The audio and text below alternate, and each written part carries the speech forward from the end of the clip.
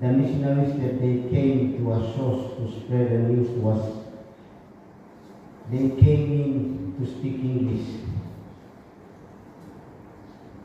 But the song that we sang for the opening hymn was Toiling On, and the words that are very meaningful.